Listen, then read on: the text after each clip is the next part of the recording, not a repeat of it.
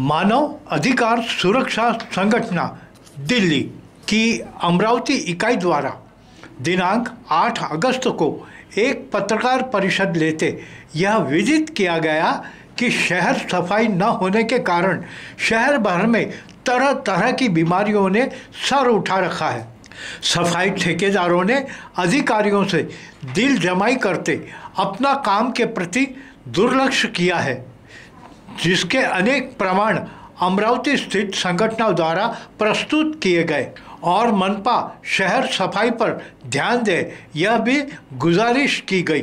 पत्रकारों द्वारा पूछे गए प्रश्न पर हाल ही में मनपा उपायुक्त माधुरी मैडम ने जो चार्ज लिया है उनका कार्यकलाप कैसा है, इस बात के जवाब में संपूर्ण संगठन का कहना रहा कि उनके कार्य पद्धति से संतोष है और भविष्य में वे बहुत कुछ कर पाएंगी। पत्रकार परिषद दृश्य संकलन अशोक भाई जोशी। फवारणी करत राहावी, कचरा घंटी गाळायची आहे त्या 1 दिवस 2 दिवस आडीचा त्याचा रेग्युलर आल्या तर कचऱ्याच्या ठिकाणी जमा होणार नाही। 2005 चा कायदा आहे दिल्ली सरकारचा। त्या प्रकरणामध्ये आम्ही सुद्धा माहिती विचारली, माहितीचा अधिकार।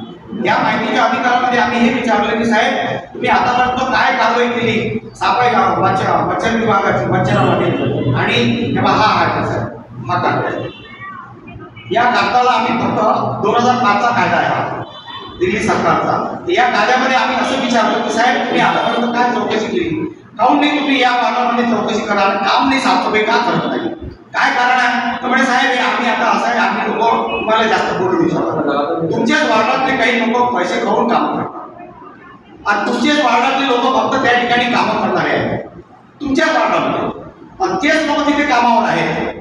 कारण की कोणाच्या तरी दबावामध्ये काही असे काही क्रिमिनल केसेस वाले लोक आहेत त्या ठिकाणी की ते लोक समोर येऊ देत नाही, आमच्या सरकारला समोर येऊ देत नाही। मग आम्ही कंप्लेंट देतो। परवाच्या दिवशी मी कंप्लेंट दिली आहे मुद्दाच्या बाबतीत, त्याला मला धमकी दिली आहे तुम ज़्यादा आगे बढ़ेगा मेहरबानी करके तेरा क्या होगा कुछ बोल नहीं सकते। मी कोल्हापुरी के पोलीस स्टेशनला पोलीस कमिशनर साहेबांना कंप्लेंट दिली आहे, हे कंप्लेंट याच्यामध्ये जोडलेली आहे।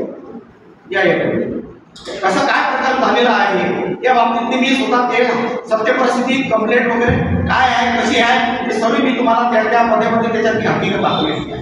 मेहरबानी करून आमची एक विनंती आहे तुम्हाला, तुम्ही आमच्या आईचे लेकरं आहेत, तुम्ही सर्व आपुलकी जर खरोखर तुमच्या मनात असेल तर गांधी आश्रम, आनंदनगर, माता खिडकी या परिसरामध्ये खरोखर येऊन बघावं आणि तिची परिस्थिती काय आहे, ते गरीब लोक कसे राहतात, कसे जीवन जगतात त्या ठिकाणी तुम्हाला स्वतः समजून जाईल। आणि हे जे अधिकारी आहेत हे फक्त अधिकारी फक्त कागदपत्र काम करून राहिले, ज्या ठिकाणी मर्म पडलेला 400-500 ट्रक त्या ठिकाणी आतापर्यंत मर्म काढलेलाच नाही।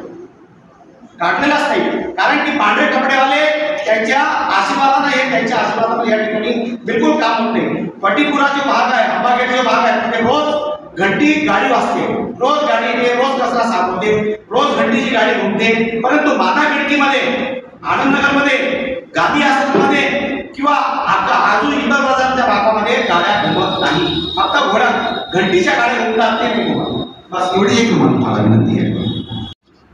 नमस्कार सर्व पत्रकार बंधूंना, मी पत्रकार बंधूंच्या हार्दिक अभिनंदन करतो।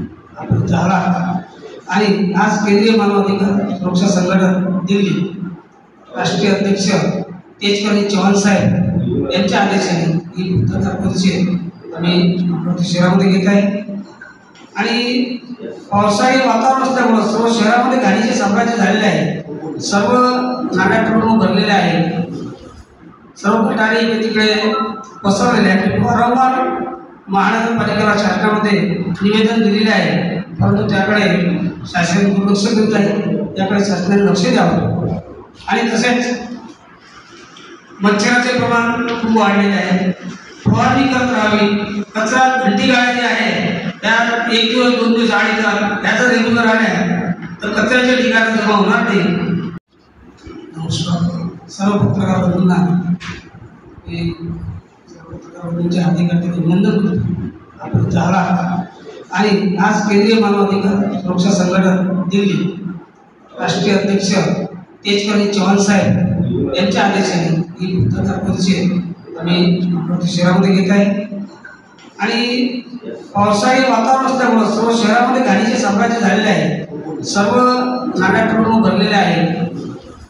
सर्व गटारी तिकडे पसरलेले आहेत. वारंवार महानगरपालिकेला शासनामध्ये निवेदन दिलेले आहे, परंतु त्याकडे शासन दुर्लक्ष करत आहे.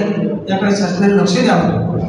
आणि तसेच मच्छराचे प्रमाण खूप वाढलेले आहे. फवारणी करत राहावी. कचरा घंटी गाड्या जे आहे त्या 1 दिवस 2 दिवस आडी त्याचा रेग्युलर आल्या तर कचऱ्याच्या ठिकाणी जमा होणार नाही.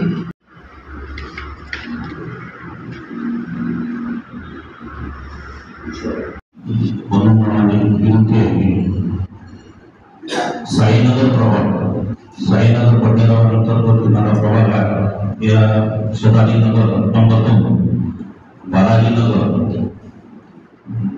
त्यानंतर भेडेगाव, यामध्ये